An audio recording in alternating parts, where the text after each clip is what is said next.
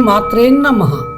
ఉపనిషద్దర్శిని 168 బృహదారణ్యకోపనిషత్తు పంచమాధ్యాయం పంచమ బ్రాహ్మణం. ఈ అధ్యాయంలో యాజ్ఞవల్కుడు ఉషస్థునికి ఆత్మ సర్వవ్యాప్తమైనది అవడానికి వివరిస్తూ, ఉషస్థ ఆత్మ దృష్టి లాంటిది, దృష్టి చూడలేదు కదా, సర్వదృష్టికి మూలమైన దానిని ఈ దృష్టితో చూడటం సాధ్యం కాదు.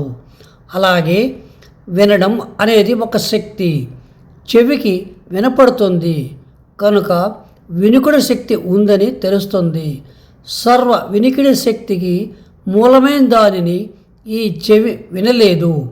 అలాగే ఆలోచనల వల్ల మనస్సు ఉన్నట్లు అర్థమవుతుంది, కానీ ఆ మనసు యొక్క మూలశక్తిని మన ఆలోచన ద్వారా తెలుసుకోవటం సాధ్యం కాదు. ఈ మానవ శరీరంలో మనస్సు, చెవి, కన్ను కర్తలవుతున్నాయి.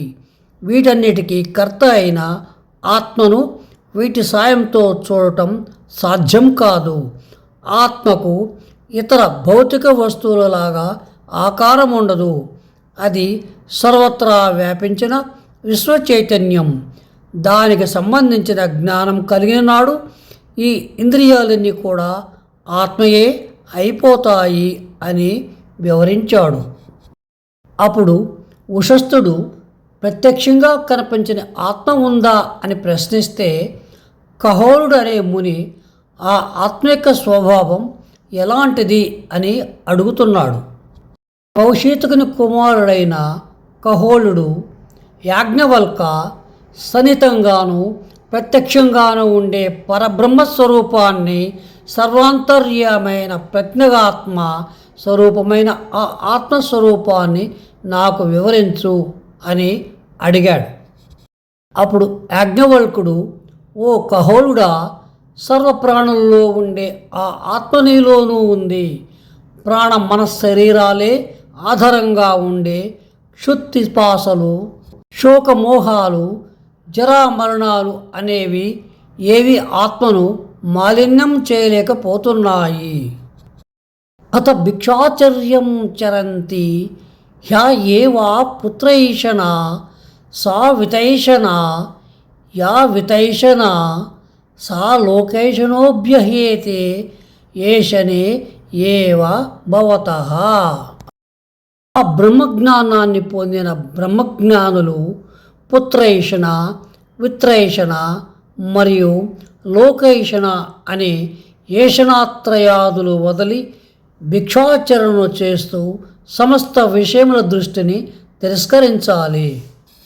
తస్మాత్ బ్రాహ్మణః పాండిత్యం నిర్వ్యద్య బాల్యేన తిష్టాసేత్ బాల్యం చ పాండిత్యం చ నిర్విదాద్యథ మునిర మౌనంచ నిర్విదాద్యథ బ్రాహ్మణ స బ్రాహ్మణ.